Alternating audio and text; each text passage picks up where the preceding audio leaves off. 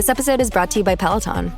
Welcome to your Peloton Pilates era. Trusted by over 2 million members, experienced instructors with true Pilates expertise, offering classes for every level. Choose from 10 to 45-minute sessions with little to no equipment. Anytime, anywhere. And with the cross-training swivel screen, you can move seamlessly from cardio to mat. Press Pilates. Small moves, big impact. Find out more at onepeloton.com/Pilates. When you want your spring break to feel like... and your kids' pool day to feel like... and your hotel bed to feel like... ooh, and room service to feel like... because at Hilton, hospitality feels like... Your cabana's ready. Would you like fresh towels? It matters where you stay. Book now at Hilton.com. Hilton, for the stay. The Rev and the Rabbi on the Red Apple Podcast Network. Welcome back. I'm Rabbi Joseph Potasnik. And I'm Reverend A.R. Bernard. Reverend, all of us in life have to face challenges, some more daunting than others. And the question becomes, how do we confront the challenge? Our guest today, Larry Grogan, who's been on the program before, is going to run 100 marathons in 100 days. The question is why? So, Larry, why don't you tell us about what you're looking at? Well, thank you for having me. I was diagnosed with Parkinson's disease 7 years ago, and I was devastated thinking that this is something I can't beat, I can't muscle up and overcome, but rather I have to learn how to survive it and live with it. And as Viktor Frankl said in Man's Search for Meaning, you can take away everything, but you can't take away the spirit. And that spirit is something I hope to ignite in other Parkinson's patients around the world to encourage them to not give up on moving and exercise and health and living their best life. So I'm running 100 marathons, as you say. It's running from here in northern New Jersey to Calabasas, Southern California. Wow. This raises the question. You have Parkinson's disease, and yet you can do something like this? Help the audience understand that. Well, let me say, I hope I can do it. I know I can try. And getting to that start line on March 24th is my immediate goal. With the spirit and my best effort, I believe I can. I live by the motto that movement is medicine. And despite the fact that Parkinson's makes it harder to talk, harder to walk, harder to smile, it doesn't make it harder to live. And I'm fighting back in some sense, using exercise as a means of staying healthy and active. And I'm doing it because I think I can. Isn't that the usual prescription for patients who have Parkinson's? I mean, obviously there are medications out there, but the best medication is to remain fully active as much as possible. Absolutely, absolutely. As a matter of fact, exercise in some recent studies has been shown to be neurotropic, to actually create some nerve growth in the nerve cells that die in Parkinson's and create better quality life and health medicines and all the other treatments to work more effectively. So truly, movement is medicine. And I live by that credo. Well, I've heard that from time to time, that medicine helps your body heal itself, but the body has to be engaged, has to be involved, regardless of the medicine, correct? Absolutely. And for psychological reasons, physiological reasons, physical reasons, and mental, and the whole kit and caboodle, exercise improves the quality of life for all of us. And those of us with neurodegenerative diseases, maybe more so. Now, you were athletic before you went into this kind of marathon, right? I was. I lived by a credo of doing Ironman triathlons around the world. I was a chiropractor and an acupuncturist. Took great delight in using physical and movement to enjoy quality of life. And, of course, Parkinson's made me have to redouble my thinking and work a little harder at it. But quality of life is still there, and I hope that I encourage people. There's a statement that came out a couple of weeks ago. They said that Larry is running for people that think they cannot. And that message is an important one, to not canonize or make a big deal out of me doing this run, but more make a big deal out of that somebody can do it and so can you. And that's the message I hope people get. My day kicks off with a refreshing Celsius energy drink, then straight to the gym. Pre-K pickup, back home to meal prep. Time for my fire station shift. One more Celsius, gotta keep the lights on. When the 3-alarm hits, I'm ready. Celsius. Live, fit, go. Grab a cold, refreshing Celsius at your local retailer or locate now at Celsius.com. Kayak gets my flight, hotel, and rental car right, so I can tune out travel advice that's just plain wrong. Bro, Skycoin. Way better than points. Never fly during a Scorpio full moon. Just tell the manager you'll sue. Instant room upgrade. Stop taking bad travel advice. Start comparing hundreds of sites with Kayak and get your trip right. Bad advice? You talking to me? Kayak. Got that right. USAA knows dynamic duos can save the day, like superheroes and sidekicks or auto and home insurance. With USAA, you can bundle your auto and home and save up to 10%. Tap the banner to learn more and get a quote at USAA.com/bundle. Restrictions apply. Spring is here, and there's a whole new way to chai at Starbucks that's made perfect for you. Choose your sweetness, dial it up, or keep things light. Add a touch of pistachio, a hint of strawberry, or vanilla. Or make it a spring classic with lavender. Because this season, there's endless ways to chai at Starbucks. I love the idea of the power of movement. My wife has multiple sclerosis.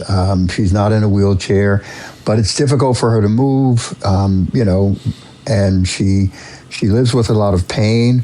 But it's that movement that keeps her functioning, that keeps her alive, that keeps her spirit active. And yeah.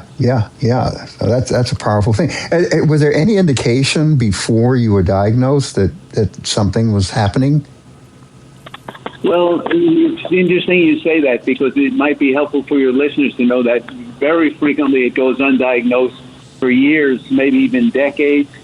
And there's slowness of movement, little subtle things. I was visiting a friend who's getting married in Chicago on a weekend 7.5 years ago, and I went through 3 revolving doors in one day and banged my shoulder all 3 times, which seemed like nothing, but turned out to be maybe the first sign and symptom, because it does kind of infest for years and years. But the message that I hope people get is that it isn't a verdict. People don't die from Parkinson's, they die with it. And they can die moving, living a rich life, the spirit of life, living, loving, and laughing. Wow. So who designs this regimen? I mean, obviously you were very active and, running marathons was something that would not as challenging as it would be for others, but how does one find what to do? I mean, you get the diagnosis, you're not a runner. What's the next step? To move, no matter how small it is. Walking is great activity. I've told many people that are looking forward to seeing me run that it's not a pretty sight, but I'm running. And to enjoy doing it at their level. For some people, it's rolling in a wheelchair because they're restricted to a wheelchair. But just a simple act of walking, starting to do some activities, starting to do things that raise the heart rate a little bit, just to get out and live. Not rocket science. Right. I can imagine also inspirationally, when you find yourself moving, it gives you a sense of control over something that can seem uncontrollable. Yes? So well said, Rev. Actually, for moments, I actually forget about the Parkinson. Yeah. I get well up with tears because there's those moments where I think maybe this is just a dream, and maybe it's just a fantasy, or maybe it's just a nightmare. And I think we all get to choose what we do.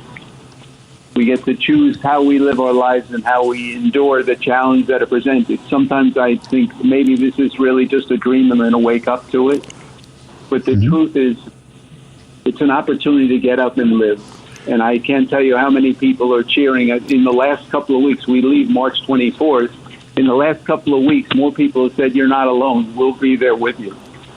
Wow. And one of the things, Larry, you demonstrate is no matter what, You don't succumb to passive resignation. You don't give up.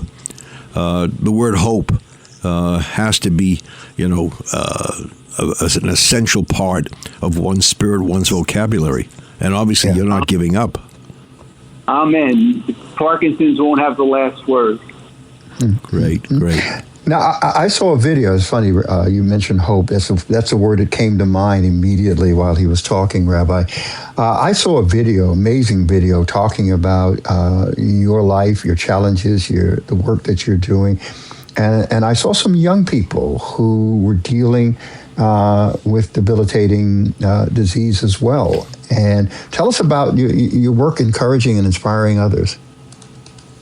Well, I view it, the great words, as you said, I was a guest some years ago with a different challenge that we were doing.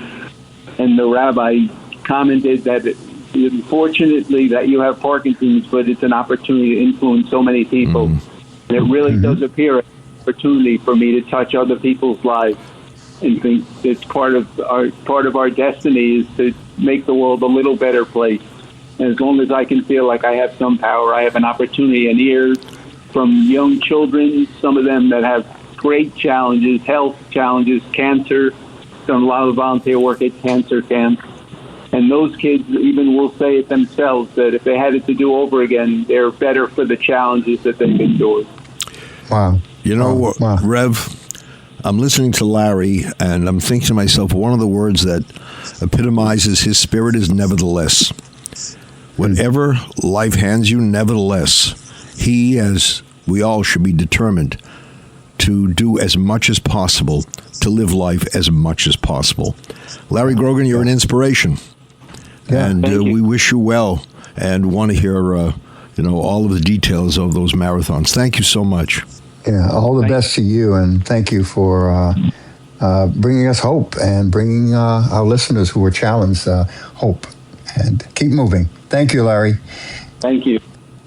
So thank you, our listeners, for joining us here on another Sunday with the dynamic duo, the Rev and the Rabbi, right here on Red Apple Radio Networks. Till next time, God bless. Thanks for listening to The Rev and the Rabbi. You can hear The Rev and the Rabbi Sunday mornings at 7. If you like the podcast, share it with your friends and listen anytime at WABCRadio.com and download the WABC Radio app. Hit that subscribe button on all major podcast platforms. Plus, follow WABC on social on Instagram, TikTok, Facebook, and X. See you next time for a new episode so you never have to wonder. What the heck is going on here? Stitch Fix. Shopping is hard. Let's talk about it. I don't have time to shop, so I buy all my clothes where I buy my seafood. I just want someone to tell me what shirt goes with what pants. I just want jeans that fit. Stitch Fix makes shopping easy. Just show your size, style, and budget, and your stylist sends personalized looks right to your door. No subscription required, plus free shipping and returns. Man, that was easy. I look good. Stitch Fix, online personal styling for everyone. Take your style quiz today at StitchFix.com. We all want to know, what makes people tick? How will they make decisions? Handle feedback? And work as a team.